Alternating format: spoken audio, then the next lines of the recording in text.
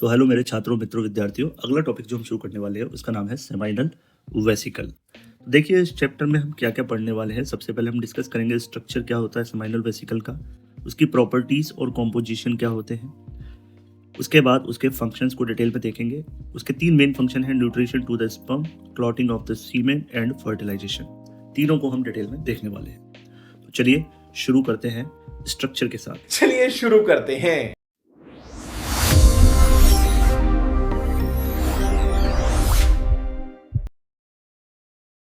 तो यहाँ पर आपकी स्क्रीन पर है स्ट्रक्चर। तो पहले समझिए स्ट्रक्चर के बारे में क्या याद रखना है आपको।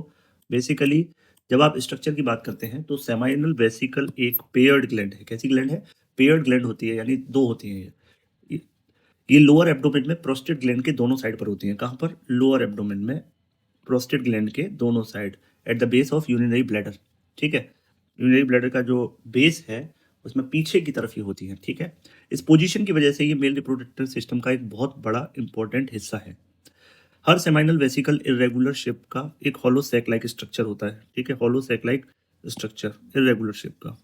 ठीक, और अंदर की तरफ अगर देखें इस हॉलो सैक में अंदर जो लाइनिंग है वो कॉम्प्लेक्सली फोल्डेड म्यूकस मेम्ब्रेन होती है ना, यानी एपिथेलियम होती है।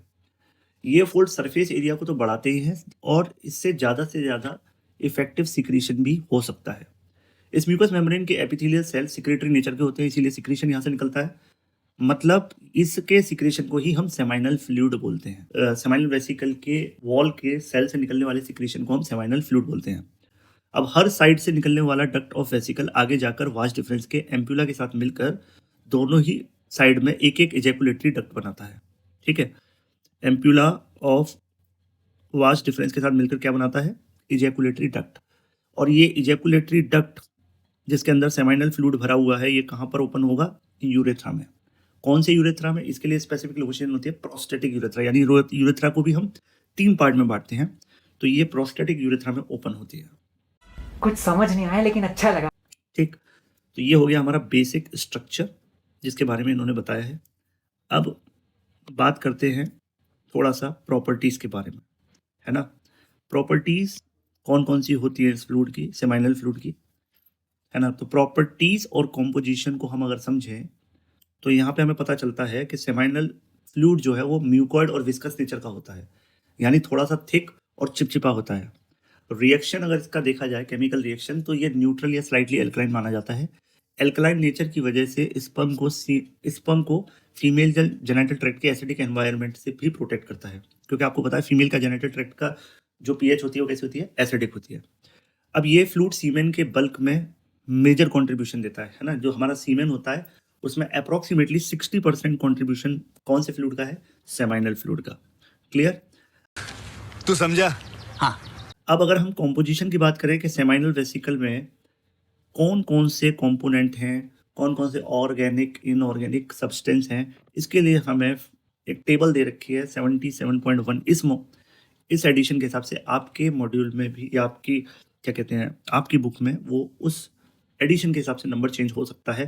ठीक है, तो हम सीमेन वाले टॉपिक में इसको देखेंगे। ये रही वो टेबल।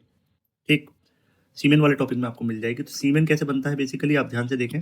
सीमेन में 10% कॉन्ट्रीब्यूशन स्पर्म का है और 90% सेमाइनल प्लाज्मा का। ठीक, तो सेमाइनल प्लाज्मा 90% है, जो दो कंपोनेंट से मिलता है, प्रोडक्ट फ्रॉम सेमाइनल वेसिकल और प्रोडक्ट फ्रॉम प्रोस्टेट ग्लैंड। मैंने अभी बताया आपको कि मैक्सिमम कंट्रीब्यूशन किसकी वजह से है? सेमाइनल वेसिकल, यानी कि अप्रोक्सीमेट कितना? 60%। 30% किसकी वजह से? प्रोस्टेट की वजह से। ये प्रोस्टेट वाले टॉपिक में पढ़ेंगे, अभी हमें केवल सेमाइनल पे फोकस करना है। यहाँ पे आप देखेंगे इसमें स्कॉर्बिक एसिड होता है, फाइब्रिनोजन मेन है, फ्लेविन है, फ्रक्टोज मेन है, इनोसिटॉल मिलता है, पेप्सिनोजन मिलता है, फॉस्फोराइलकोलिन मिलता है, प्रोस्टाग्लैंडिन्स मिलते हैं, साइट्रेट मिलता है और सिट्रिक एसिड मिलता है। ये सब मिलकर आपका सेमाइनल वेसिकल का फ्लूइड या आपका क्या बनाते हैं? मेनली सीमेन का 60% पार्ट। क्लियर? अब हम बात करते हैं फंक्शंस ऑफ सेमाइनल फ्लूइड की। तो यहाँ पे अगर मैं फंक्शंस का डिस्कशन करूँ तो इसके तीन मेन फंक्शंस मुझे यहाँ पर दिखाई दे रहे हैं। कितने? तीन मेन फंक्शंस दिखाई दे रहे हैं। पहला क्या फंक्शन है जरा देखते हैं, न्यूट्रिशन टू द स्पर्म। ठीक है, न्यूट्रिशन टू द स्पर्म का मतलब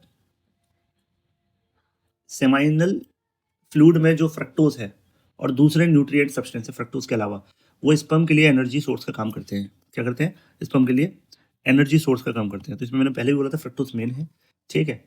जब स्पर्म फीमेल जेनेटिक ट्रैक्ट में एजेकुलेट होता है तब ये न्यूट्रिएंट स्पर्म के द्वारा यूज किए जाते हैं, है ना। स्पर्म उन्हीं पर फीड करता है जब तक, जिससे कि उसकी मोटिलिटी और सर्वाइवल मेंटेन रहे। क्लियर? कहाँ पर? फीमेल जेनेटिक ट्रैक्ट में। दूसरा मेन फंक्शन है इसका क्लॉटिंग ऑफ द सीमेन। देखिए, इजैकुलेशन के तुरंत बाद सीमेन क्लॉट हो जाता है। ये क्लॉटिंग इसलिए होती है क्योंकि सेमाइनल फ्लूइड में जो पहले से मौजूद फाइब्रिनोजन है वो फाइब्रिन में कन्वर्ट हो जाता है। इस क्लॉटिंग से सीमेन फीमेल जेनिटल ट्रैक्ट में कुछ टाइम के लिए होल्ड हो सकता है, क्योंकि अगर लिक्विड स्टेट में होगा तो वजाइना की पोजीशन की वजह से वो बाहर निकल जाएगा, लेकिन ये होल्ड हो जाता है, जिससे कि स्पर्म को फर्टिलाइजेशन का बेटर चांस मिल सके और वो सर्विक्स से होता हुआ यूट्रस में ट्रेवल करके सीधा फैलोपियन ट्यूब तक पहुंच सके। क्लियर? लास्ट इसका हेल्प कहाँ मिलती है हमको? फर्टिलाइजेशन। तो देखिए, इसके अंदर एक और केमिकल होता है प्रोस्टाग्लैंडिन, है ना। प्रोस्टाग्लैंडिन जो होता है उसका फर्टिलाइजेशन में बहुत रोल है। तो क्या रोल है कि ये ओवम के फर्टिलाइजेशन के प्रोसेस को इनहेंस करा देता है। कैसे? पहला समझिए। सबसे पहले ये सर्वाइकल म्यूकस की रिसेप्टिव कैपेसिटी को इंक्रीज करता है, जिससे स्पर्म को सर्विक्स के थ्रू एंटर कर पाने ईजी हो जाता है, ठीक है। अदरवाइज सर्वाइकल म्यूकस को क्रॉस कर पाना मुश्किल है। खाओ माँ कसम। दूसरा, ये यूट्रस और फैलोपियन ट्यूब में रिवर्स पेरिस्टालिसिस कराता है ना। क्या कराता है? रिवर्स पेरिस्टालिसिस कराता है, और इस मूवमेंट की वजह से स्पर्म का ट्रांसपोर्ट फीमेल जेनिटल ट्रैक्ट में फास्ट हो जाता है ड्यूरिंग सेक्सुअल कॉन्टैक्ट और कोइटस। इस प्रोसेस में ऑक्सीटोसिन हार्मोन भी मदद करता है। ये बात हमें हार्मोन में समझ में आएगी, लेकिन यहाँ लिखा हुआ लाइन। तो बेसिकली मेन रोल क्या है सेमाइनल फ्लूइड का, कि सेमाइनल फ्लूइड में जो एक केमिकल है जिसका नाम है प्रोस्टाग्लैंडिन, वो सर्वाइकल म्यूकस की रिसेप्टिव कैपेसिटी को, यानी स्पर्म को रिसीव करने की जो कैपेसिटी है फीमेल बॉडी की, उसको बढ़ा देता है। और दूसरा, यूट्रस और फैलोपियन ट्यूब का रिवर्स पेरिस्टालिसिस। रिवर्स पेरिस्टालिसिस मतलब अगेंस्ट द ग्रेविटी मूवमेंट कराएगा। पेरिस्टालिसिस क्या होता है? Involuntary movement of smooth muscle. तो आपको पता है यूट्रस की जो स्मूथ मसल्स हैं, फैलोपियन ट्यूब की स्मूथ मसल्स हैं, सर्विक्स की, उनमें मूवमेंट होता है, लेकिन किस तरफ? वजाइना से फैलोपियन ट्यूब की तरफ, है ना। नॉर्मल पेरिस्टालिसिस कहाँ होती है? माउथ से एनस की तरफ। तो ये बात आपको याद रखनी है। तो इस चैप्टर में इतना ही हमको समझना है। अगली वीडियो में डिस्कस करेंगे नेक्स्ट।